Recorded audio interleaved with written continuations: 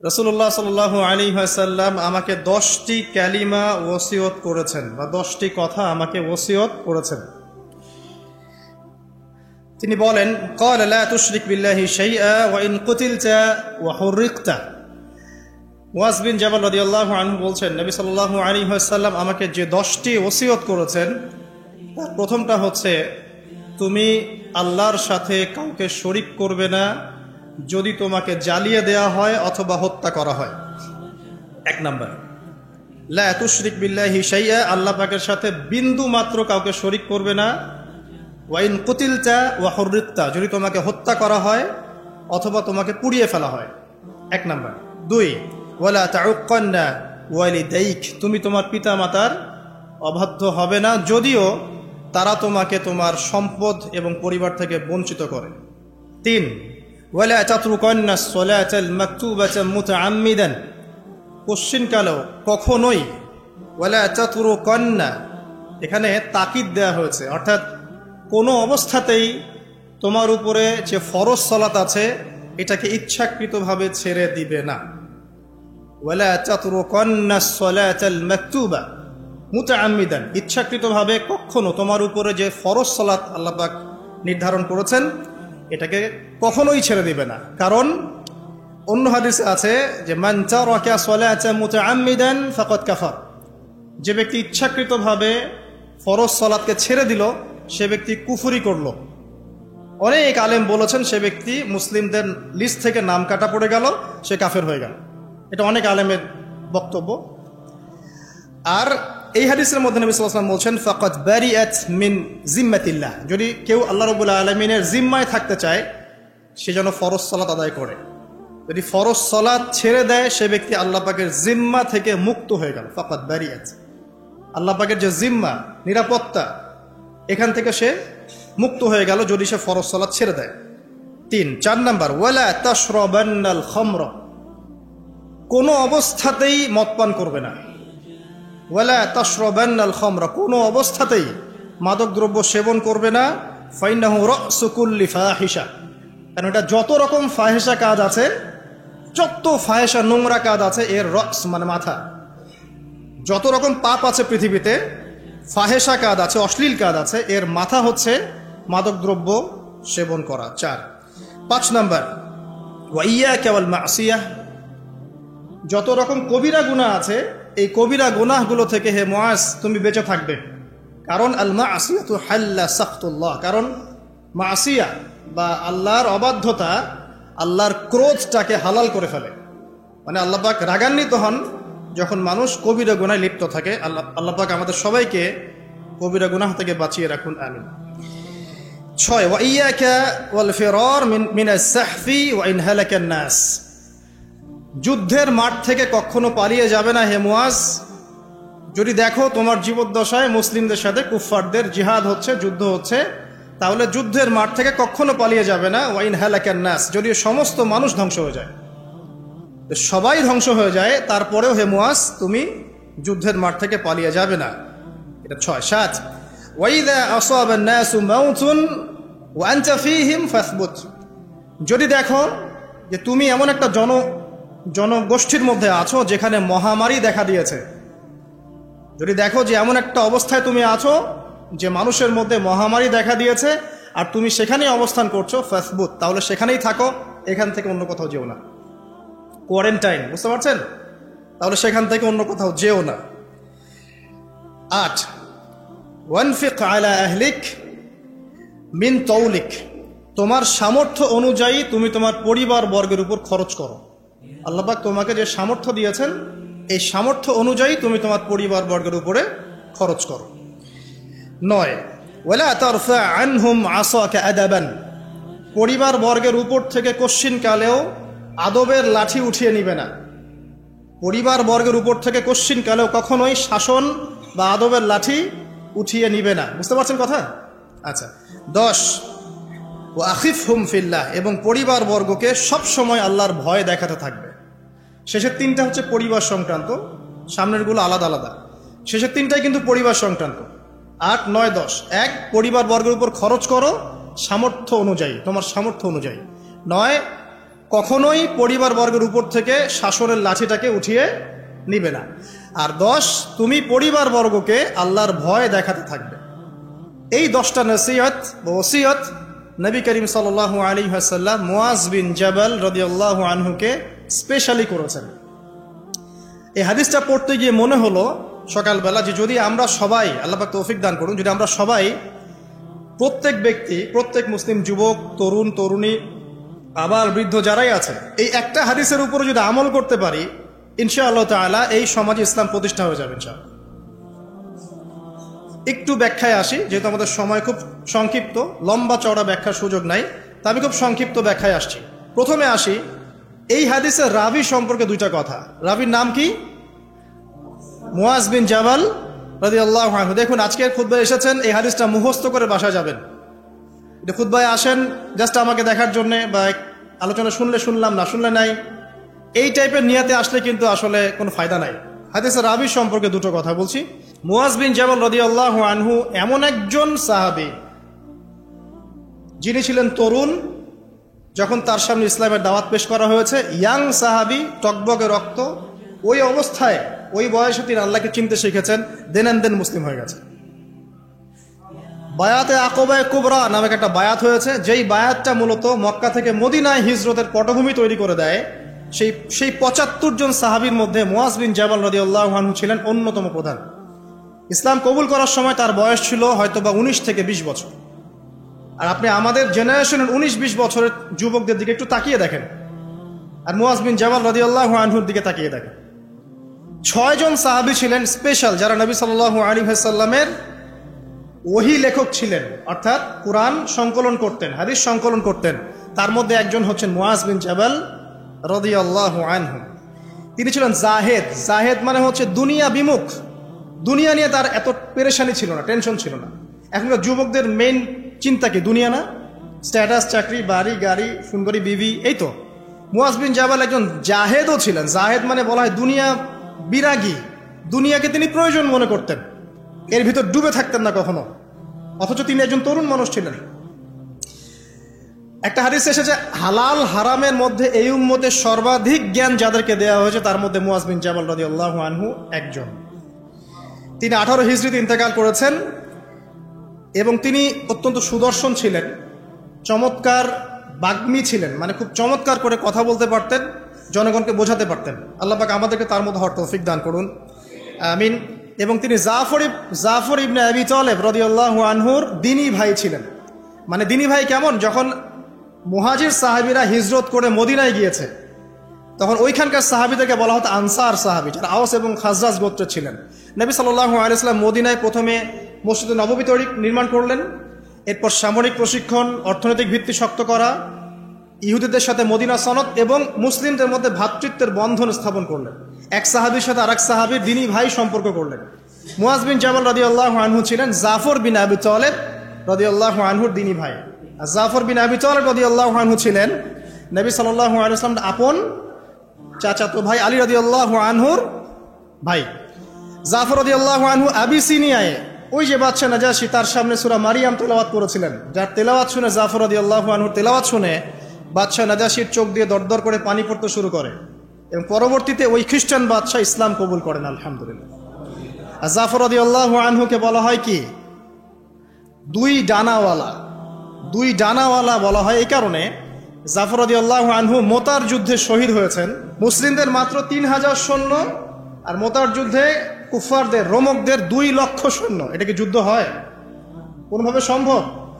ওই যুদ্ধে নবী সাল্লাল্লাহু আলাইহি ওয়াসাল্লাম 3 জনকে সেনাপতি করেছেন, যে আব্দুল্লাহ বিন রাওয়াহা যদি ইন্তেকাল করে, যায়েদ ইবনে হারেসা ইন্তেকাল করে, তাহলে জাফর ইবনে আবি তালেব যদি ইন্তেকাল করে বা শহীদ হয়, তাহলে তোমরা তোমাদের মধ্য থেকে একজনকে আমির বানিয়ে নিও, একজনকে নেতা বানিয়ে নিও। তো 3 জনই আলহামদুলিল্লাহ এই যুদ্ধে শহীদ হন, এবং জাফর রাদিয়াল্লাহু আনহুর 2 হাত কেটে পড়ে যায়। প্রথমে তার 1 হাত কেটে যায়, ডান হাত, তিনি বাম হাত দিয়ে যুদ্ধ করতে থাকেন। যখন বাম হাত কেটে পড়ে যায়, তখন তিনি এই ডানা, এই বাহু দিয়ে পতাকাটে বুকের মধ্যে আঁকলে রেখেছিলেন। তারপরে কাফেররা তাকে শিরচ্ছেদ করে, এভাবে তার ইন্তেকাল হয়, শাহাদাত বরণ করেন। এবং নবী সাল্লাল্লাহু আলাইহি ওয়াসাল্লাম মদিনা থেকে বলছিলেন যে জাফর 2 জন ফেরেশতার কাঁধে ভর দিয়ে আমাকে সালাম দিয়ে চলে গেল। নবী সাল্লাল্লাহু আলাইহি ওয়াসাল্লাম বলছিলেন জাফর রাদিয়াল্লাহু আনহুকে এই দুইটা কাটা হাতের বিনিময়ে আল্লাহ পাক জান্নাতে দুইটা পাখা দিয়েছেন, এই জন্য তাকে বলা হয় দুই ডানাওয়ালা বা দুই বাহুওয়ালা। জাফর রাদিয়াল্লাহু আনহুর দিনী ভাই ছিলেন কে? মুয়াজ বিন জাবাল রাদিয়াল্লাহু আনহু। সবচেয়ে বড় কথা হচ্ছে মুয়াজ বিন জাবাল রাদিয়াল্লাহু আনহু একদিন বসে আছেন, নবী সাল্লাল্লাহু আলাইহি ওয়াসাল্লাম নিজে তার হাত ধরলেন। চিন্তা করেন, নবী সাল্লাল্লাহু আলাইহি ওয়াসাল্লাম নিজে মুয়াজ বিন জাবাল রাদিয়াল্লাহু আনহুর হাত ধরলেন, ধরে বললেন, হে মুয়াজ, ওয়াল্লাহি আল্লাহর কসম, ইন্নী লা উহিব্বুকা, আল্লাহর কসম হে মুয়াজ আমি তোমাকে ভালোবাসি। চিন্তা করতে পারবেন? হে মুয়াজ আল্লাহর কসম আমি তোমাকে ভালোবাসি। কে বলছেন এই কথা? মুহাম্মদ সাল্লাল্লাহু আলাইহি ওয়াসাল্লাম। এবং এরপর তিনি বলছেন যে তুমি প্রত্যেক ফরজ নামাজের পরে এই দোয়াটা করা ছেড়ে দিও না। কোন দোয়া? আল্লাহুম্মা আইন্নি আলা যিকরিকা ওয়া শুকরিকা ওয়া হুসনি ইবাদাতি। বলেন আমার সাথে, আল্লাহুম্মা আইন্নি আলা যিকরিক ওয়া শুকরিক ওয়া হুসনি ইবাদাতিক। প্রত্যেক ফরজ নামাজের পর হে মুয়াজ এই দোয়াটা করা ছেড়ে দিও না। বলার আগে বলছেন, মুয়াজ আমি তোমাকে আল্লাহর কসম ভালোবাসি। মুয়াজ বিন জাবাল রাদিয়াল্লাহু আনহু সেই সাহাবী যাকে নবী সাল্লাল্লাহু আলাইহি ওয়াসাল্লাম তার গাধার পিঠে বসিয়েছেন। সেই পিঠে বসিয়ে তিনি যাচ্ছেন, মাঝখানে কিছু কথাবার্তা বলছেন। যখনই বলছেন হে মুয়াজ, মুয়াজ বিন জাবাল বলছেন লাব্বাইক ওয়া সাআদাক ইয়া নবী আল্লাহ, হে আল্লাহর রাসূল আমি উপস্থিত, আমার পিতামাতা আপনার জন্য কোরবান হোক, বলুন। তিনবার বলার পর নবী সাল্লাল্লাহু আলাইহি ওয়াসাল্লাম বলছেন, হে মুয়াজ শুনে রাখো, তুমি কি জানো, হাল তাদরি, তুমি কি জানো, মা হাক্কুল্লাহি আলা ইবাদিহি ওয়া মা হাক্কুল ইবাদি আলা আল্লাহ, তুমি কি জানো যে আল্লাহর প্রতি বান্দার কি হক আছে আর বান্দার প্রতি আল্লাহর কি হক আছে? মুয়াজ বিন জাবাল রাদিয়াল্লাহু আনহু বলছেন, ওয়াল্লাহু ওয়া রাসূলুহু আ'লাম, আল্লাহ এবং তার রাসূল ভালো জানেন। তখন নবী সাল্লাল্লাহু আলাইহি ওয়াসাল্লাম বলছেন সাল্লাল্লাহু আলাইহি ওয়াসাল্লাম যে হাক্কুল্লাহি আলা ইবাদি, আল্লাহর প্রতি মানে বান্দার হক হচ্ছে যে আইয়াবুদুহু, বান্দা আল্লাহর ইবাদত করবে, ওয়ালা ইউশরিকু বিহি শাইআ, এবং বান্দা আল্লাহর সাথে কাউকে শরীক করবে না। এটা আল্লাহর হক। আল্লাহ পাক আমাদের কাছে এটা পান প্রাপ্যতার যে আমরা শুধু আল্লাহর ইবাদত করব, তার সাথে কাউকে শরীক করব না। আর বান্দার প্রতি ওয়াহাক্কুল ইবাদি আল্লাহ, বান্দার উপর আল্লাহর হক মানে আল্লাহ পাকের দায়িত্ব বান্দার উপর হচ্ছে এই যে আল্লাহ ইউআযযিবু, যে আল্লাহ পাক বান্দাকে শাস্তি দিবেন না, আল্লাহ পাক বান্দাকে কোনো আযাব দিবেন না যদি বান্দা আল্লাহর সাথে কাউকে শরীক না করে। আল্লাহ ইউআযযিবু আল্লা ইউশরিকু বিহি শাইআ, যদি বান্দা আল্লাহর সাথে মানে কাউকে শরীক না করে, তাওহীদের উপর থাকে, শিরিক না করে, আল্লাহ পাকের এর দায়িত্ব যে ওই বান্দাকে আল্লাহ পাক আযাব দিবেন না ইনশাআল্লাহ। তখন মুয়াজ বিন জাবাল তিনি বলছেন রাদিয়াল্লাহু আনহু, আফালা উবাশশিরুন নাস, আমি কি এই কথাটা মানুষকে বলবো না, আমি কি মানুষকে সুসংবাদ দিব না? নবী সাল্লাল্লাহু আলাইহি ওয়াসাল্লাম বলছেন লা তুবাশশিরুহুম, তুমি ওদের লা তুবাশশিরুহুম, তুমি তাদেরকে সুসংবাদ দিও না, আপাতত দিও না। কারণ ফায়াত্তাকিলু, তাহলে তারা এটার উপর তাওয়াক্কুল করে বসে থাকবে। তাহলে মানুষ এর উপর তাওয়াক্কুল করেই বসে থাকবে, অন্য সব আমল ছেড়ে দিবে। মুয়াজ বিন জাবাল রাদিয়াল্লাহু আনহু সেই সাহাবী যিনি শেষ মুহূর্তে এই হাদিসটা বলেছেন যে যার শেষ কালিমা হবে লা ইলাহা ইল্লাল্লাহ, সে ব্যক্তি জান্নাতে যাবে ইনশাআল্লাহ। তো এই হাদিসটা যদি মানুষ শোনে তখন তো মানুষ আমল ছেড়ে দিবে, তাই না? এই জন্য নবীজি বলছেন যে এখন সুসংবাদ দিও না, মানুষকে আমল করতে দাও। কিন্তু আল্লাহর এটা হক যে বান্দা যদি শিরক না করে আল্লাহর সাথে, আল্লাহ পাক তাকে মাফ করে দিবে ইনশাআল্লাহ, তাকে আযাব দিবে না ইনশাআল্লাহ তাআলা। মুয়াজ বিন জাবাল রাদিয়াল্লাহু আনহু সেই সাহাবী যাকে ইয়েমেনের শাসনকর্তা হিসেবে নবী সাল্লাল্লাহু আলাইহি ওয়াসাল্লাম পাঠিয়েছেন। এখানে তিনি একটা কথা বলেছিলেন যে হে মুয়াজ, তুমি ইয়েমেনে যাচ্ছ সেখানকার শাসনকর্তা হিসেবে, একটা কথা মনে রেখো। দেখেন কি নসিহতটা করছেন, একটা কথা মনে রাখো, এই নসিহতটা প্রত্যেক পলিটিশিয়ানের জন্য। আল্লাহ পাক যাকেই ইকোনমিক সেক্টর হোক, পলিটিক্যাল সেক্টর হোক, সোশ্যাল সেক্টর, যেখানে আল্লাহ পাক দায়িত্ব দিয়েছেন বা ক্ষমতা দিয়েছেন, তাদের সবার জন্য এই নসিহত। কি নসিহত?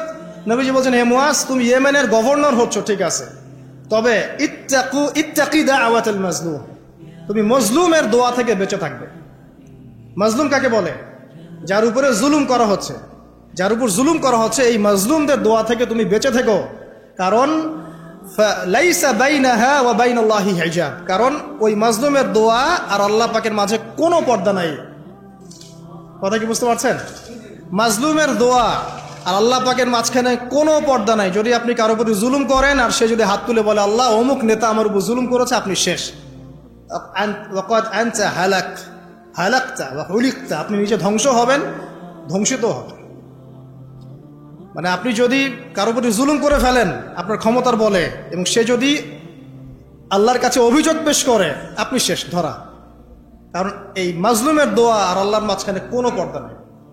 এই জন্য ওমর রাদিয়াল্লাহু আনহু মতো জলিল কদর সাহাবী, যিনি খুলাফায়ে রাশিদিনের অন্যতম, তিনি পর্যন্ত আলী রাদিয়াল্লাহু আনহুকে বলছিলেন, একদিন ওমর রাদিয়াল্লাহু আনহু তার উটের যে ময়লাগুলো আছে এগুলো পরিষ্কার করছেন, অ্যাজ এ প্রেসিডেন্ট তিনি উটের ময়লা পরিষ্কার করছেন। তখন আলী রাদিয়াল্লাহু আনহু দেখে বলছেন, ইয়া আমিরুল মুমিনিন, আপনি পরবর্তী খলিফাদের জন্য কত কঠিন দায়িত্ব ছেড়ে যাচ্ছে। তখন তিনি বলছেন যে, হে ইয়া আবুল হাসান ওয়ালা তালুমুনি, হে আবুল হাসান, আমাকে তুমি এভাবে বেশি প্রশংসা করে আমাকে ধ্বংস করো না। কারণ আমি ভয় করি যে ইরাকের ফোরাত নদীর কিনারায় যদি কোনো মেষপালক বা ছাগলের বাচ্চা পর্যন্ত না খেয়ে মারা যায়, আমি ভয় করি আল্লাহ পাক সেই জন্য আমাকে জবাবদিহি করাবেন। আর আমি তো আর আপনাদেরকে ম্যাচ করে দেখাতে পারবো না এই যুগে কি চলছে আর ওই যুগে কি চলতো। কি চলে না এখন? সবই চলে। আইনের ফাঁক ফোকর, জেনা, আপনার ঘুষ, আপনার দুর্নীতি, আপনার মাদক, আপনার প্রতারণা, অন্যের সম্পদ আত্মসাৎ, কি চলে না ভাই? এবং এগুলো যে চলে, এই চলাগুলোকে আমরা স্বাভাবিকভাবে নিয়ে নিয়েছি, মানে এগুলো হয়। ঘুষ দিতে হয়, দুর্নীতি করতে হয়, ওকে 10 টাকা খাওয়াতে হয়, তাকে 5 টাকা, তাকে 2 টাকা, এটা কমন ট্রেন্ড আমাদের কাছে। শুধু একটা মৃত্যু বাকি আছে, খালি কবরে যান, দেখবেন একটা দিনের হিসাব কেমন করে দেওয়া লাগে, এক একটা মাজলুমের কান্নার হিসাব কেমন করে দেওয়া লাগে। আবু যর রাদিয়াল্লাহু আনহু এই জন্য বলতেন যে আমি দায়িত্ব থেকে ভয় পাই, আমি ভয় পাই যে কেউ আমাকে দায়িত্ব দিবে। কারণ নবীজি আমাকে বলেছেন, যদি তোমাকে 2 জন ব্যক্তির দায়িত্ব দেওয়া হয় তাহলে তোমাকে ছুরিবিহীন জবাই করে দেওয়া হয়েছে। আর আমরা এখন দায়িত্ব নেওয়ার জন্য মুখিয়ে থাকি, আমাকে দেন, আমি ভালো, ও খারাপ, আমি ভালো। দায়িত্বর যখন হিসেব বুঝিয়ে দেওয়া লাগবে আল্লাহর কাছে, তখন আপনি কান্না করতে করতে শেষ হয়ে যাবে। বিশ্বাস হচ্ছে না? অপেক্ষা করতে থাকেন। এই যে বড় বড় বিশ্ব নেতাদেরকে দেখছেন না, পরকালে এদের আকৃতি হবে পিঁপড়ার মতো, এই যে এতটুকু। যদি এরা জুলুম করে থাকে, পরকালে পিঁপড়ার মতো আকৃতি হবে এদের, অন্ধকার ছেয়ে থাকবে এদের উপরে, পুলসিরাতে আটকা পড়ে থাকবে।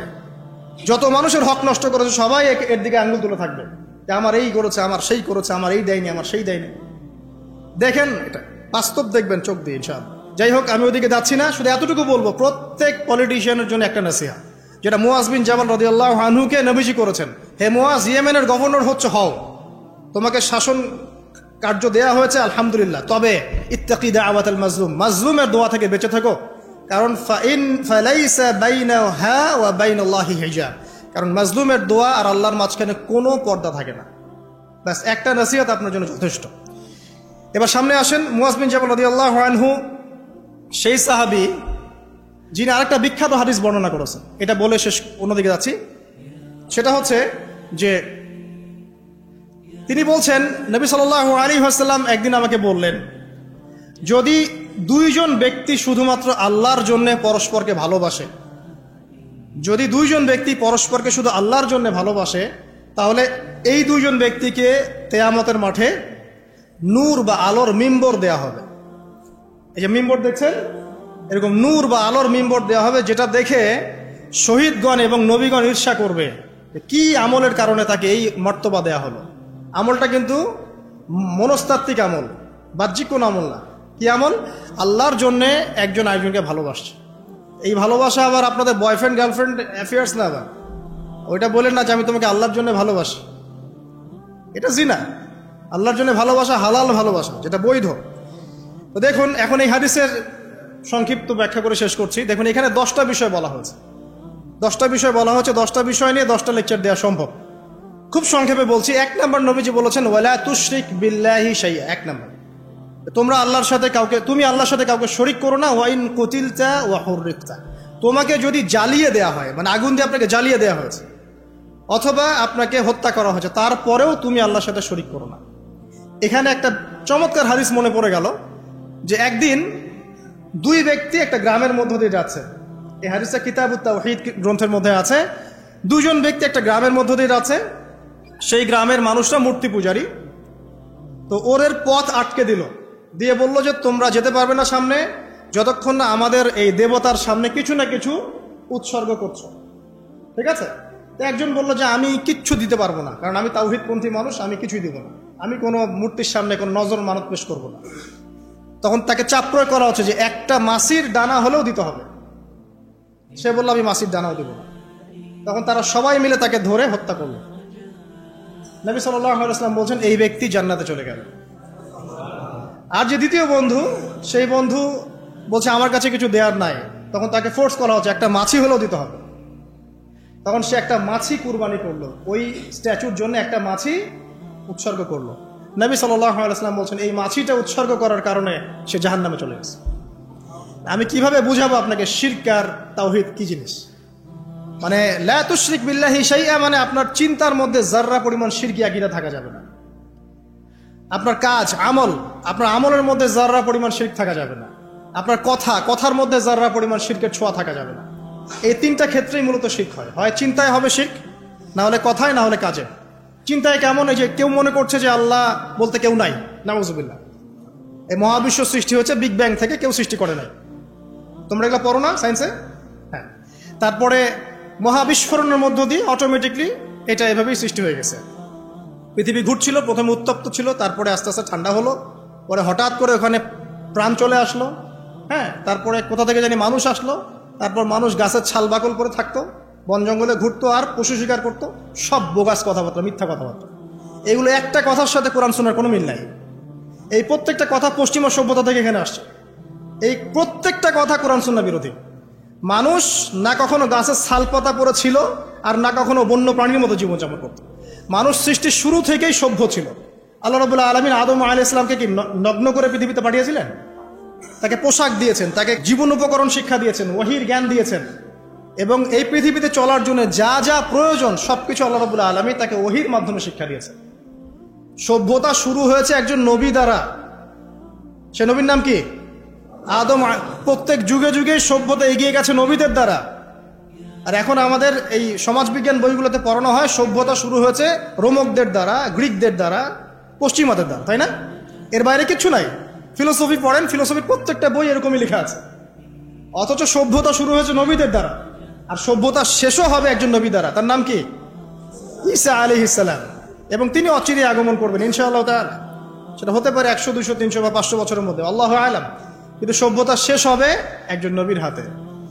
তো যাই হোক, এই প্রতিটা কথা, যেমন আল্লাহ বলতে কেউ নাই, বা আল্লাহর সাথে আরো ইলাহ আছে নাউযুবিল্লাহ, বা পৃথিবী মহাবিশ্ব আল্লাহ সৃষ্টি করেন নাই, বিগ ব্যাং থেকে সৃষ্টি হয়েছে, এগুলো চিন্তাগত শিরক। শিরক এমনও শিরক আছে এখন, আধুনিক শিরক, যে বিজ্ঞান কোনো কিছুকে প্রমাণ করলে মানুষ বিশ্বাস করে, বিজ্ঞান প্রমাণ না করলে মানুষ বিশ্বাস করতে চায় না। বিজ্ঞান বলছে এই ছবি এত বছর আগের, মানুষ বিশ্বাস করে। আল্লাহ পাক বলছেন যে এরকম কোটি কোটি বছর আগে মানুষ বলতে কিছুই ছিল না, মানুষের অস্তিত্বই ছিল না, পরে মানুষকে আল্লাহ পাক সৃষ্টি করলেন। হ্যাঁ, তারপর নাম শেখালেন, জান্নাতে রাখলেন, পরে সেখানে পরীক্ষা নেওয়া হলো, দুনিয়াতে পাঠালেন। মানুষ বিশ্বাস করতে চায় না।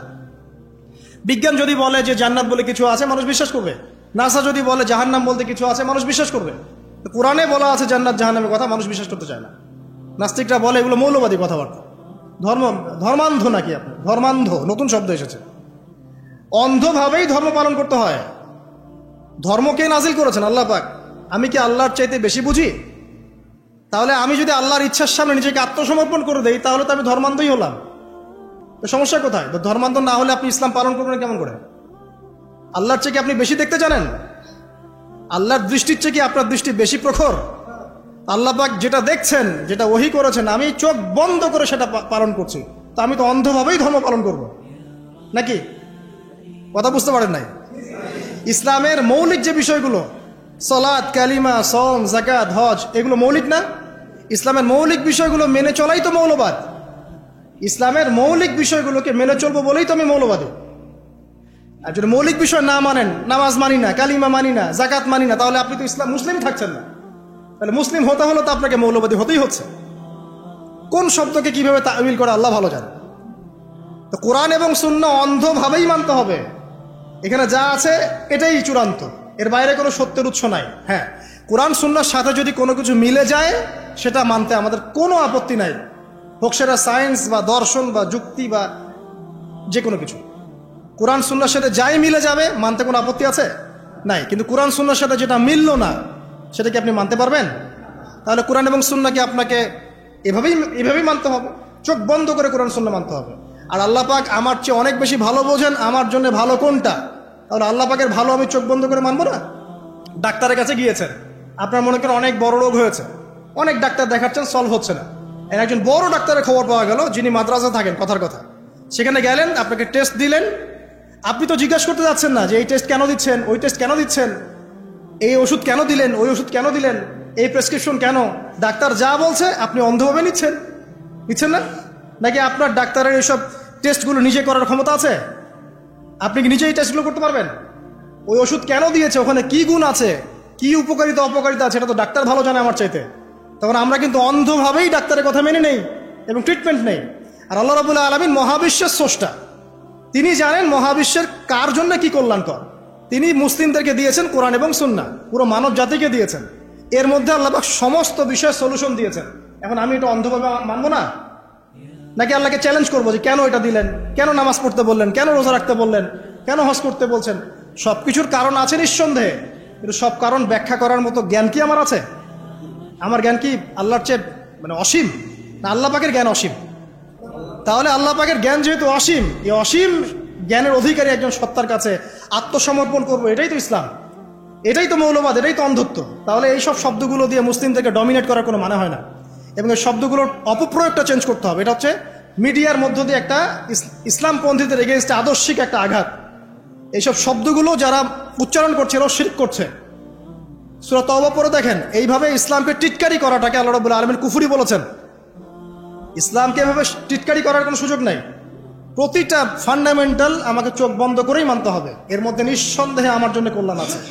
আর কিছু কিছু বিষয়ে আমি ব্যাখ্যা করার মতো জ্ঞান রাখবো, কিছু রাখবো না। যেগুলো আমি রাখবো না সেগুলো নিয়ে এত বাড়াবাড়ি করার কিছু নেই, হয়তোবা সেই লেভেলে আমার জ্ঞান পৌঁছায়নি এখন।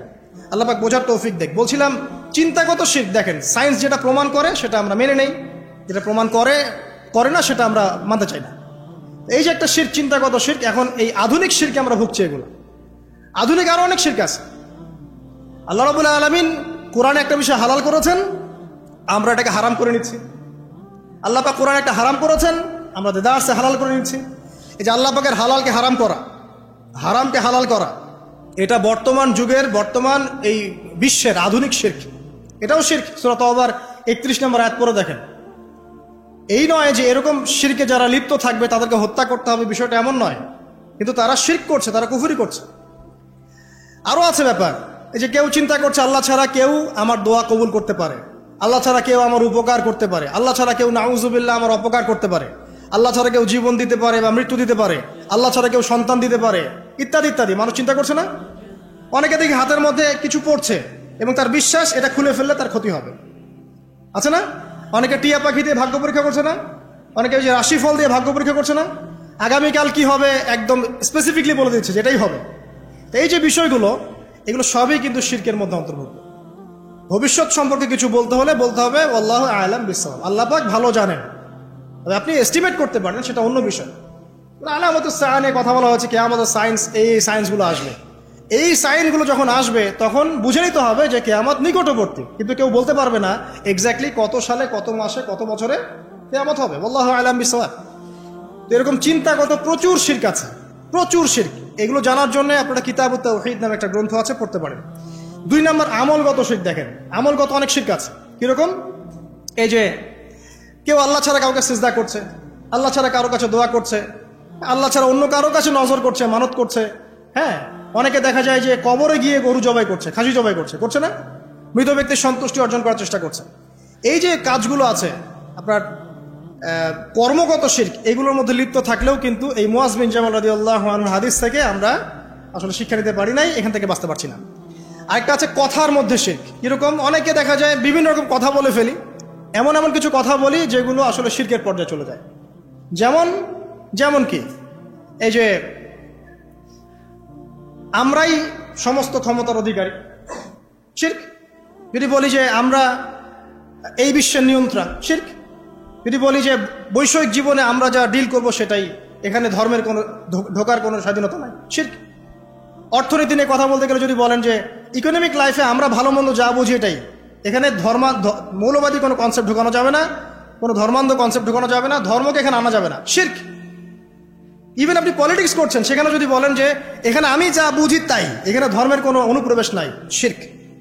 আপনি ধর্মকে 5 পয়সা দাম দেন না এখানে, অথচ ইসলামের প্রতিটা বিষয়ের হেদায়েত ছিল, আপনি নেন নাই। যদি বিশ্ব যারা ডিল করছে এখনকার, এরা যদি বলে যে আমরাই বিশ্বের হর্তাকর্তা, ভাবখানা তো ওইটাই, বিশ্বের হর্তাকর্তা তারাই এখন। কিভাবে এক দেশের সাথে আরেক দেশের যুদ্ধ লাগানো যাবে, কিভাবে আরেক দেশে অস্ত্র বিক্রি করা যাবে, কিভাবে ওইখানে মহামারী ছড়ানো যাবে, কিভাবে শান্তিপূর্ণ মুসলিম রাষ্ট্রের মধ্যে একটা সন্ত্রাসী ইস্যু সৃষ্টি করা যাবে, কিভাবে ইকোনমিক স্যাংশন দেওয়া যাবে, একটা দেশকে কেমন করে ডমিনেট করা যায়, এগুলোই চিন্তা সারাদিন। বিশ্বটাকে এখন নিয়ন্ত্রণ করছে বদ শ্রেণীর কিছু মানুষ, পাপী, বদ এবং ফাসেক, মোশরেক এবং কাফের টাইপের কিছু মানুষ, এবং এরা সারা বিশ্বটাকে ধ্বংস করে ফেলেছে। এখানে না আছে কোনো মানবতা, না আছে কোনো আল্লাহ রাব্বুল আলামিনের ঐশী কোনো গ্রন্থ, কোনো বিধান, না আছে কোনো সাম্য, না আছে কোনো বাকস্বাধীনতা, না আছে কোনো মুসলিমদের অধিকার, না আছে শিশুদের কোনো অধিকার, না নারীদের কোনো হিজাবের অধিকার, কিছুই নাই। পুরো বিশ্বটাকে এখন শয়তানি দাসত্বের মধ্যে নিয়ে আসা হয়েছে। এই সব কিছুই শিরকের অন্তর্ভুক্ত। এরা আল্লাহ পাকের বিধানের 5 পয়সা পরোয়া করে না। আর যে ব্যক্তি আল্লাহ পাকের বিধানের 5 পয়সা দাম দেয় না, নিজের মন গড়া বিধান দিয়েই পুরো বিশ্ব পরিচালনা করে, এগুলো শিরকি কনসেপ্ট। এই সমস্ত মানুষকে একদিনের মধ্যে আল্লাহ পাক যদি ধ্বংস করে দেন, আল্লাহ পাকের যাররা পরিমাণ ক্ষতি হবে না। আর এই সমস্ত মানুষকে যদি একসাথে আল্লাহ পাক উল্টা করে এই আপনার জাহান্নামে নিক্ষেপ করেন, আল্লাহ পাকের কিচ্ছু যায় আসবে না। এই জন্যই একটা হাদিস বলে রাখি, কিয়ামতের মাঠে 1999 জন মানুষকে আল্লাহ পাক জাহান্নামে দিবে। দেখে নিয়েন, কিয়ামতের দিন 1999টা মানুষকে আল্লাহ পাক জাহান্নামে দিবে। দেখে নিয়েন, নাউযুবিল্লাহ। আর 1% মানুষ জান্নাতে যাবে। এই কথা শোনার সাথে সাথে সাহাবায়ে কেরাম রাদিয়াল্লাহু আনহুম ভয়ে কাঁপতে শুরু করলেন। নবী সাল্লাল্লাহু আলাইহি ওয়াসাল্লাম বললেন, তোমরা দুশ্চিন্তা করো না, কারণ জান্নাতীদের মধ্যে আমার উম্মতের সংখ্যাই হবে সবচেয়ে বেশি। কিভাবে যাবে? ওই যে ব্যক্তি তার আমল নামায় কোনো শিরক নাই, আল্লাহ পাক তাকে মাফ করে দিবেন ইনশাআল্লাহ। আল্লাহ পাক বলেছেন, যত বড়ই পাপ করুক না কেন, আল্লাহ পাক যে কোনো পাপ মাফ করতে পারেন যদি আমল নামায় শিরক না থাকে। কিন্তু এখনকার বিশ্বের প্রতিটা সেক্টরে শিরক আছে। আপনি ভালো করে চোখ দিয়ে দেখেন, পড়াশোনাতেও শিরক আছে, লেখাপড়ার মধ্যেও শিরকি আকীদা ঢুকিয়ে দেওয়া হয়েছে। অর্থনীতি, ওগুলো পলিটিক্স টলিক্স তো বাদ, ওগুলো তো আগেই শেষ। এখন পড়াশোনার মধ্যেও শিরক ঢুকিয়ে দেওয়া হয়েছে, ধর্মের মধ্যেও শিরক ঢুকিয়ে দেওয়া হয়েছে। শিরক থেকে বাঁচা খুবই ডিফিকাল্ট। এই জন্য নবী সাল্লাল্লাহু আলাইহি ওয়াসাল্লাম এখানে বলছেন, তোমাকে জ্বালিয়ে দেওয়া হয় বা হত্যা করা হয়, শিরক করো না কখনো। আর হাদিসে বলছেন, যে ব্যক্তি শিরক মুক্ত আমল নিয়ে আল্লাহর সাথে সাক্ষাৎ করবে, আল্লাহ পাক তার সামনে আসমান জমিন সমান রহমত নিয়ে সাক্ষাৎ করবেন ইনশাআল্লাহ। মানে ধরে নেন, এটা ধরে নেন যে আপনি যদি শিরক না করেন, যে কোনো পাপ আল্লাহ আপনাকে মাফ করতে পারে, যে কোনো পাপ, এবং ইনশাআল্লাহ আপনি একদিন না একদিন জান্নাতে যাবেনই যাবেন ইনশাআল্লাহ। তবে শিরক থেকে বেঁচে থাকতে হবে, এটা খুবই ডিফিকাল্ট। আল্লাহ পাক তৌফিক দান করুন, আমিন। তারপরে আসেন পিতামাতার কথা বলা হচ্ছে, পিতামাতার অবাধ্য হয়েও না, ওয়ালা তাউক্কান্না ওয়ালিদাইক, তোমার পিতামাতার অবাধ্য হয়েও না। এখানে একটা কথা স্পষ্ট যে পিতামাতার সাথে শেষ জামানায় দাস দাসীর মতো আচরণ করা হবে, এটা হাদিসে এসেছে। আমরা এখন এগুলোর প্রমাণ দেখতে পাচ্ছি। সন্তান মাকে হত্যা করছে, কোনো কোনো ক্ষেত্রে সন্তান বাবাকে হত্যা করছে, সম্পত্তির জন্য বাপ মাকে বৃদ্ধাশ্রমে রেখে আসছে, অনেক ঘটনাই ঘটছে। তবে এখানে ইসলামের বিধান চিরায়ত যে পিতামাতা যদি কাফেরও হয়, তারপরেও পৃথিবীতে তার হক তাকে দিতে হবে, তার অধিকার তাকে দিতে হবে, তার ভরণ পোষণ, তার সম্মান, তার মর্যাদা তাকে দিতেই হবে। তবে এখন যুগ বদলে গেছে, এখন কিছু কিছু ক্ষেত্রে দেখা যায় পিতা মাতাও জালেম হচ্ছেন সন্তানের উপর, আর সন্তান হচ্ছে মাজলুম। এমন হচ্ছে না? আমি রিসেন্ট একটা নিউজ দেখলাম যে মায়ের পরকীয়া দেখে ফেলার কারণে মেয়েকে মা হত্যা করেছে। দেখেছেন? মা পরকীয়া করতো, মেয়েটা দেখে ফেলেছে, মেয়ে মাকে শ্বাসরোধ করে হত্যা করেছে। দেখেছেন? নিউজগুলো দেখবেন। অনেক ক্ষেত্রে দেখা যায় ছেলে মেয়ে ইসলামের দিকে আসতে চায়, পিতা মাতা সাপোর্ট করছে না। অনেক সময় দেখা যায় সন্তান দিনের জ্ঞান অর্জন করতে চায়, মা বাবা সাপোর্ট করে না। অনেক সময় দেখা যায় সন্তান দিনই একটা মেয়েকে বিয়ে করবে, পর্দাশীল, পিতা মাতা রাজি না। অনেক সময় দেখা যায় যে সন্তান সন্ততি দিনের পথে আসতে চায়, কিন্তু বাপ মা রাজি হচ্ছে না। আমি অনেক মেয়ের কথাও শুনেছি যে তারা সুদখোর ছেলেকে বিয়ে করবে না, হ্যাঁ, ঘুষখোর দুর্নীতিবাজকে বিয়ে করবে না, দিনদার ছেলেকে বিয়ে করবে, পিতামাতা বিয়ে দিবে না। পিতামাতা চায় দুনিয়াদার একজন, বাইরের থেকে ডিগ্রি আনা দুনিয়াদার, কত বড় সুদখোর হোক সমস্যা নেই, 5 তলা বাড়ি থাকলে হইল, কত বড় ঘুষখোর দুর্নীতিবাজ হোক কোনো সমস্যা নাই, চোর ডাকাত হলেও সমস্যা নাই, জমি আছে, বাড়ি আছে, স্ট্যাটাস আছে, ব্যাস মেয়েকে বিক্রি করতে, মেয়েকে মনে হয় বিক্রি করতেছে। বিক্রি করার সময় যে দেখা যাবে 10 লাখ 20 লাখ টাকা মোহর দিয়ে দিবে, আর এও মোহর তো দিবে না, খালি লিখবে। মানে সবখানেই জুলুম, সবাই আসলে মানে করাপ্টেড, দুর্নীতিবাজ। আমরা সবাই দুর্নীতিবাজ, every single person internally corrupted. মানে সবাই দেখি সবার স্বার্থ খুঁজে ফাঁকফোকর খুঁজতে চাই, এখানে ও ফাঁকফোকর খুঁজে, ওখানে ও। কলবুন সেলিম মানে একটা স্বচ্ছ যে মন লাগে মুসলিম হওয়ার জন্য, এই মনটার অভাব আছে। অনেক সময় দেখা যায় যে পিতা মাতাও জালেম হচ্ছেন, সন্তান মাজলুম। এক্ষেত্রে কি করবেন? এক্ষেত্রে আপনাকে সবর করতে হবে। যদি দেখেন পিতামাতার কোনো সিদ্ধান্ত দিনের বিরুদ্ধে যাচ্ছে, এর চাইতে আপনার বুঝটা ভালো যে দিনের জন্য যেটা কল্যাণকর সেই সিদ্ধান্তে আপনি থাকেন। এমন হতে পারে পিতামাতার সিদ্ধান্ত অনেক সময় দিনের বাইরেও যেতে পারে। পিতামাতা বলছে আলেম হওয়ার দরকার নাই, দিনের জ্ঞান অর্জন করার দরকার নাই, নামাজ পড়ার দরকার নাই, দাড়ি রাখার দরকার নাই, এই সিদ্ধান্তগুলো কি ঠিক আছে?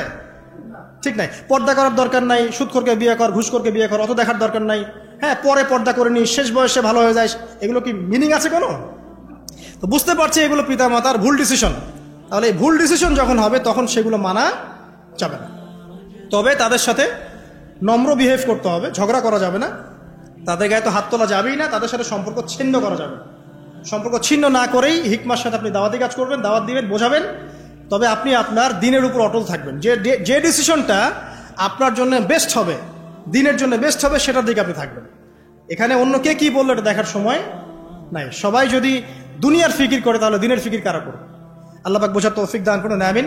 3 নম্বরে তিনি বলেছেন, আমি অল্প সময় শেষ করছি, ফরজ সালাত ছেড়ো না। এই সম্পর্কে একটা কথা যথেষ্ট, যে ব্যক্তি ফরজ সালাতকে ইচ্ছা করে ছেড়ে দেয় সে ব্যক্তির নাম মুসলিমদের লিস্ট থেকে বাদ হয়ে যায়। সিম্পল। মান তারাকা সালাতা মুতাআম্মিদান ফাকাদ কাফারা, হাদিস দেখে নেন। একটা হাদিসে আছে বাইনা রাজুলি ওয়া বাইনা শিরকি ওয়াল কুফর তারকুস সালাত, একজন আল্লাহর বান্দা আর শিরক এবং কুফরের মাঝখানেই পার্থক্য নামাজ। নামাজ নাই, ইসলাম নাই, সিম্পল। রাসুল আমর কুল্লু, সালাত হচ্ছে সমস্ত কাজের মানে শিরোধার্য, মানে শিরোমণি। সালাত নাই, ইসলাম নাই।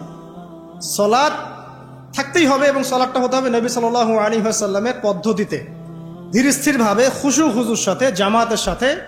এবং এই 5 ওয়াক্ত সালাত ঠিকঠাক মতো পড়ার পরে আপনি সুন্নত এবং নফলের দিকে ফোকাস করেন। এবং আজকে থেকে নিয়াত করেন ইনশাআল্লাহ তাআলা জীবনের শেষ দিন পর্যন্ত যে পাপ করেন, মানে পাপ করতে উৎসাহ দিচ্ছি না, মানে যে পাপ হয়ে যায় হোক, নামাজটা যেন না ছাড়েন। পারা যাবেন ইনশাআল্লাহ? যে কোনো পাপ হয়ে যাক, আপনি পড়ে যান আবার উঠে দাঁড়ান, আবার পড়ে যান আবার উঠে দাঁড়ান, পাপ হচ্ছে হোক, হতাশ হয়েন না।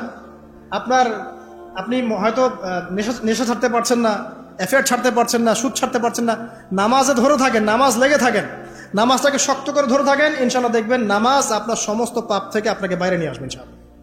নামাজ এই ক্ষমতা আছে, অতএব নামাজটা ছাড়েন। আল্লাহ পাক তৌফিক এনায়েত করুন। 4 নম্বরে বলেছেন যে ওয়ালা তাশরাবান্নাল খামরা, কোশ্চিনকালেও মাদক দ্রব্য সেবন করুন।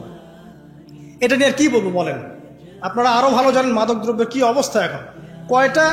দুটা জিনিস রেয়ার এখন এই সমাজে, 2টা জিনিস খুব রেয়ার। এক, কুমারী মেয়ে খুঁজে পাওয়া খুব রেয়ার, ঠিক আছে?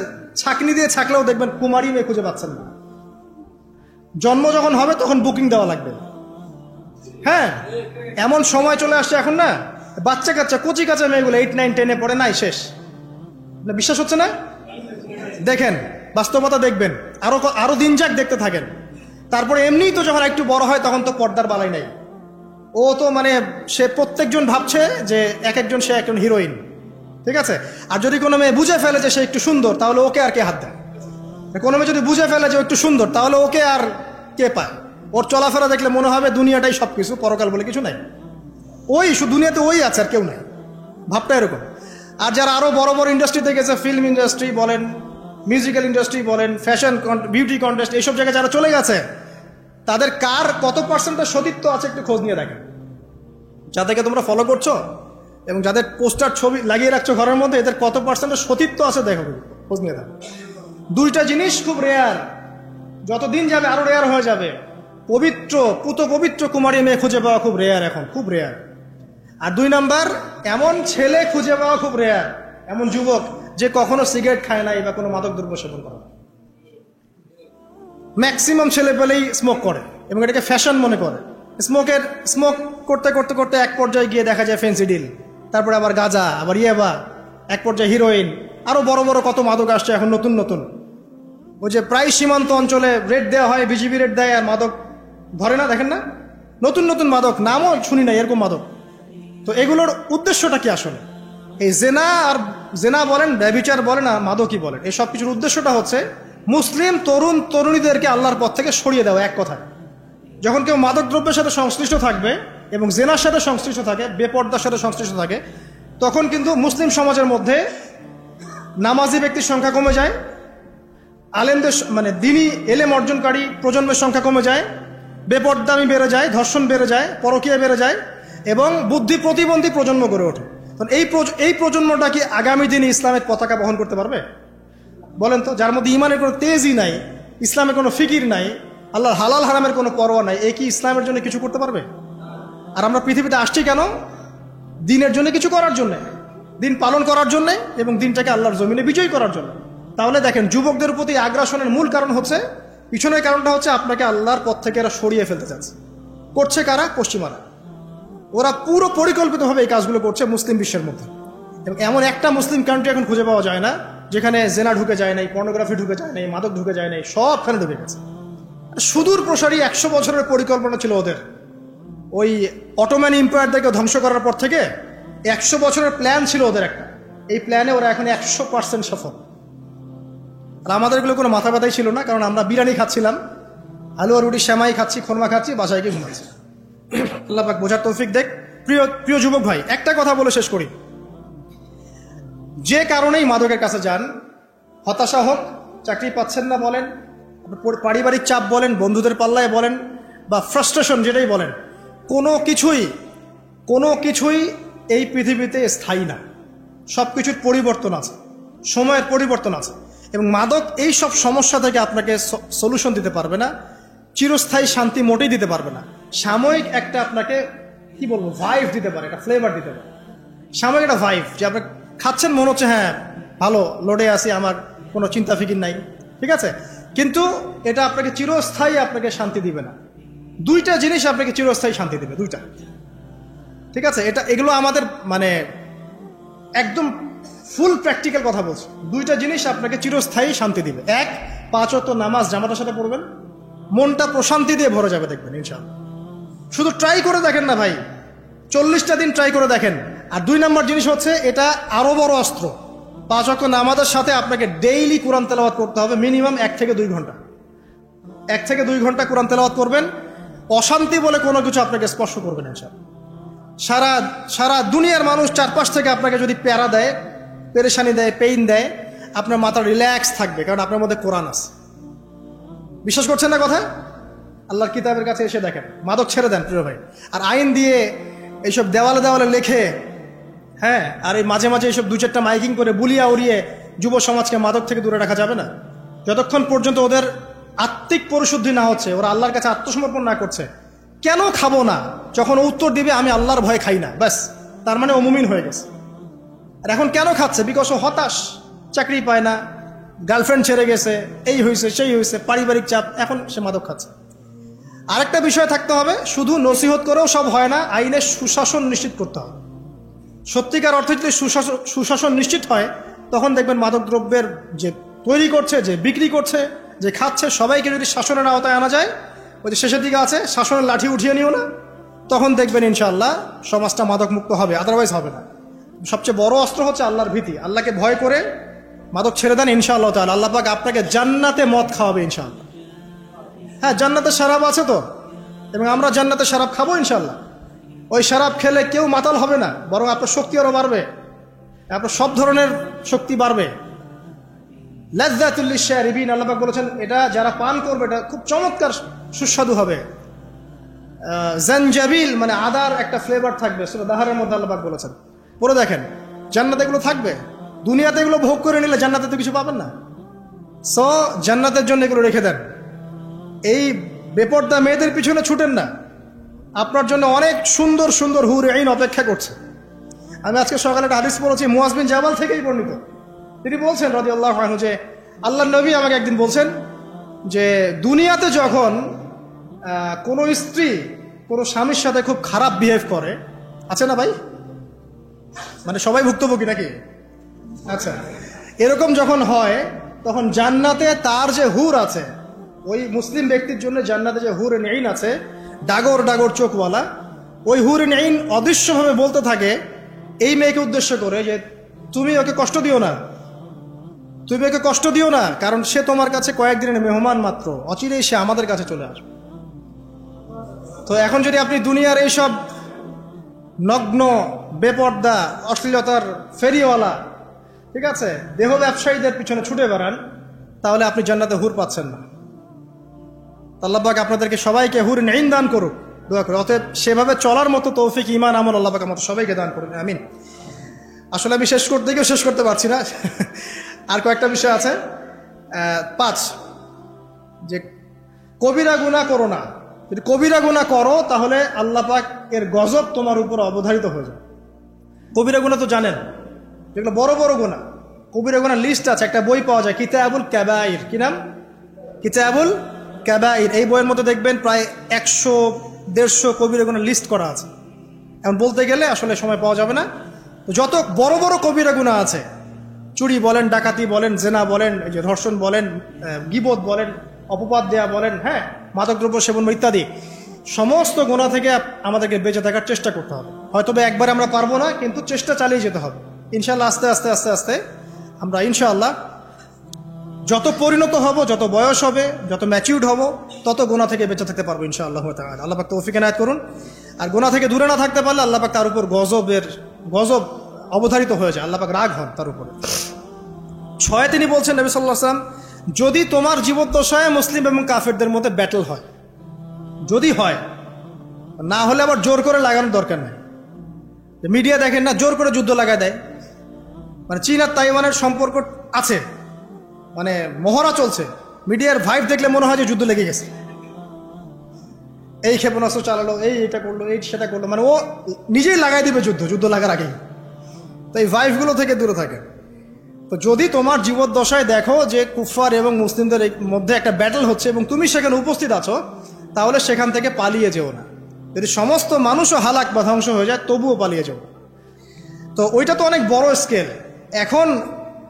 এখন কি ইসলামের জন্য তো দিনের জ্ঞান অর্জন করা যায়, তাই না? ইসলামের জন্য আমল করা যায়, ইসলামের জন্য একটা পরিবার গড়া যায়, সন্তানদেরকে মানুষ করা যায়, একটা মসজিদ করা যায়, একটা মাদ্রাসা করা যায়, হ্যাঁ, সমাজ কল্যাণমূলক কাজ করা যায়, দিনের এলেম মানুষকে শেখানো যায়। মানে আল্লাহ দিন প্রসার এবং প্রতিষ্ঠার অন্তর্ভুক্ত বিষয়। এখান থেকেও তো আমরা সরে আসছি। এখান থেকে কেউ সরে আসে, সে কি ওই অবস্থায় নিজেকে ঠিক রাখতে পারবে? তো নিজের কথা দিয়ে, নিজের আপনার কলম দিয়ে, নিজের কি বলবো, আপনার জান দিয়ে, আপনার মাল দিয়ে, আপনার সময় দিয়ে, শ্রম দিয়ে আল্লাহর পথে এই যে স্ট্রাইভ করা, এই প্রতিটা বিষয়ে আল্লাহর দিন প্রতিষ্ঠার ক্ষেত্রে সহায়ক। এখানে যদি আমরা পিছু পা হই, তাহলে বড় বড় ক্ষেত্রে আমরা কিছু করতে পারবো না।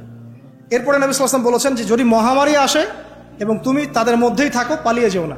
এটা কোয়ারেন্টাইন। কারণ তুমি যখন অন্য কোনো জায়গায় চলে যাবে, ওরাও তখন ওই ভাইরাসের শিকার হবে। তার মানে মহামারী আসবে, এটাও বোঝা যাচ্ছে। এবং শেষ জামানায় মহামারী কিন্তু বাড়বে, এবং এটা একটার পর একটা আসতেও থাকতে পারে। আর সব মহামারী মানে যে আল্লাহ পাকের গজব হিসেবে ধরে নেওয়া যায় এমনটাও নয়। অনেক বিষয় আছে যেগুলো ম্যানুফ্যাকচার, যেগুলো মানুষ ইচ্ছা করে ছড়ায়, এমনও আছে। আর ওয়ার্ল্ডকে লিড করে এমন কিছু মানুষ যারা ইন্টারনালি করাপ্টেড, যাদের একটা সুদূর প্রসারী খারাপ নিয়ত আছে বিশ্বকে কেন্দ্র করে। বিশ্বে একটা যুদ্ধ লাগানোর খুব পয়তারা চলছে আর কি। যে কোনো উপায়ে হোক একটা সভ্যতা চাচ্ছে যে বিশ্বটার মধ্যে একটা পারমাণবিক যুদ্ধ লাগিয়ে দেওয়া যায়। ঠিক আছে, মানে কি উদ্দেশ্য এটা পরে বুঝবেন। যখন দেখবেন ইসরায়েল সারা বিশ্বকে শাসন করছে, তখন বুঝবেন উদ্দেশ্য সফল। এখন আমি ওইদিকে যাচ্ছি না, তবে এটা উদ্দেশ্য তাদের আছে। এই জন্যই তারা পারমাণবিক শক্তিধর কান্ট্রিগুলোকে উস্কানো শুরু করেছে একজনের আরেকজনের বিরুদ্ধে। তো যদি মহামারী আসে এবং তুমি তাদের মধ্যেই থাকো, পালিয়ে যেও না, ওখানেই থেকো। কারণ যদি একজন ব্যক্তি মুমিন হয়, মহামারীতে মৃত্যুবরণ করে, নবী সাল্লাল্লাহু আলাইহি ওয়াসাল্লাম বলছেন সে ব্যক্তি শহীদের দরজা পাবে ইনশাআল্লাহ। এরপরে 3টা পরিবার সংক্রান্ত, এটা বলে শেষ করছি। পরিবার সংক্রান্ত 3টা নসিহত করেছেন। এক হচ্ছে তুমি পরিবারের সাধ্য মতো খরচ করো, তোমার যা সাধ্য আছে এই অনুযায়ী খরচ করো। আপনি যদি কোটিপতি হন, আপনি পরিবারে আপনার সাধ্য মতো খরচ করেন, কোনো সমস্যা নেই, ওটা বিলাসিতা না। আর আপনার যদি মাসে 50,000 1 লাখ টাকা আর্নিং থাকে, সেভাবে খরচ করেন। কারো পরিবারের আর্নিং যদি 20,000 টাকা হয়, সেভাবে খরচ করেন। মানে সাধ্যের বাইরেও যাওয়ার দরকার নাই, আবার অতিরিক্ত কৃপণতাও প্রদর্শন করার দরকার নাই। মধ্যম পন্থা আপনি খরচ করবেন আপনার সাধ্য মতো। আর এখন সাধ্য মতো খরচ করার সুযোগ কোথায়? ঘরে ঘরে তো সব মাশাআল্লাহ এমন এমন স্ত্রীদেরকে নিয়ে আসছেন যে পাশের বাড়ির আপাদেরগুলো দেখে দেখে আসবে, এসে আপনাকে বলবে যে অমুকের তো ওইটা দেখলাম, তমুকের তো ওইটা দেখলাম, তুমি তো আমার বিয়ের পর থেকে কিছু দিতে পারলাম না। ঠিক আছে, তো বুঝাবেন। একটা বিষয় বলি, আমি খুব মানে এটা ফিল করি যে আসলে স্ত্রীদের সাথে কঠোর হয়ে কোনো লাভ নেই। বিয়ে তো করে ফেলেছেন, এখন বিয়ে করাটা যত সহজ, মুক্ত হওয়া এত সহজ না, ঠিক আছে? একবার করে ফেললে ব্যাস করে ফেলছেন, সারা জীবন এখন টানতে হবে, ঠিক আছে? ইল্লা মাশাআল্লাহ, কারণ পরিবার ধ্বংস হয়ে যাওয়ার চাইতে অ্যাটলিস্ট একসাথে থাকাটা উত্তম। এটা ইসলাহু খাইর, যেটা ইসলাম সেটা উত্তম। আর একবারে যখন কোনো অবস্থায় টেকা যায় না, তখন না ইসলামে একটা বিচ্ছেদের ব্যাপার আছে, ডিভোর্সের একটা ব্যাপার আছে। কিন্তু নারী জাতিটাকে আল্লাহ পাক এমনভাবে সৃষ্টি করেছেন, ইনশাআল্লাহ ফ্যামিলি নিয়ে আমি একদিন লেকচার দিব, সেদিন বলবো ইনশাআল্লাহ ডিটেলস, যে আপনি যত কঠোর হবেন তত বেঁকে বসবেন, আপনি যত কঠোর হবেন তারা বেঁকে বসবে। তাদের সাথে এত বেশি কঠোর হয়ে কোনো ফায়দা নাই। কিভাবে ডিল করতে হবে একটা সূত্র বলে দেন। আপনি আপনার মেয়ের প্রতি যেমন, আপনার যদি একটা মেয়ে থাকে 5 বছর বয়স, 10 বছর বয়স, 2 বছর বয়স, একটা মেয়ের সাথে আপনার সম্পর্ক কেমন? খুব মিষ্টি সম্পর্ক। ও 1000টা ভুল করলে আপনি কি কোলে তুলে নেন, আদর করেন, তাই না? ভালোবাসেন। জেদ করলে আপনি ঠান্ডা মাথায় সবর করেন। ওই মেয়ের সাথে কি আপনার সম্পর্ক কখনো বিচ্ছেদ হয়?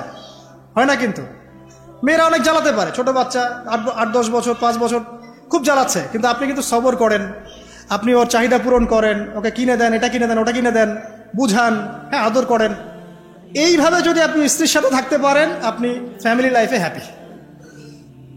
আর যদি অন্য কোনো পলিসিতে যান, খুব কঠোরতা আরোপ করেন, হ্যাঁ, বয়কট করেন, কথাবার্তা বন্ধ, খাওয়ার দাওয়ার বন্ধ, এই বাসা চলে গেল ব্রিফকেস নিয়ে, আপনি আবার এখানে, এগুলো চলতে থাকলে আপনি না দিনের কাজ করতে পারবেন আর না দুনিয়ার কাজ করতে পারবেন।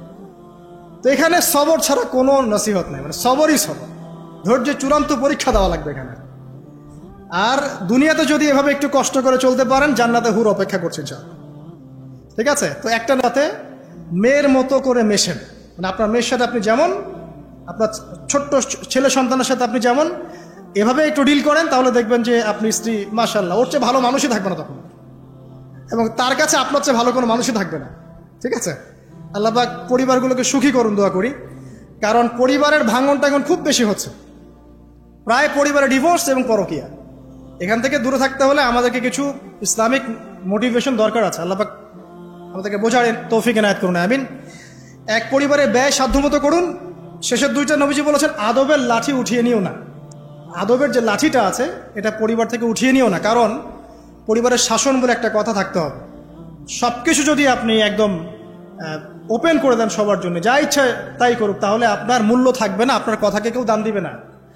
আপনি আপনার ওয়েট হারাবেন, পরিবারের মধ্যে অশ্লীলতা, ফায়েশা, বেপরদামি, দুনিয়াদারি ঢুকে যাবে। আর একবার ঢুকে গেলে আপনি খুব সহজে বের করতে পারবেন না। তাই শাসনের লাঠিটা থাকবে পরিবারে। আর সর্বশেষটা হচ্ছে তাদেরকে আল্লাহ পাকের ভয় দেখাতে হবে, কারণ আল্লাহর ভয় সব কিছুর কেন্দ্র। যার মধ্যে আল্লাহর ভয় একবার ঢুকে গেছে, তাকে আর শাসন করা লাগবে?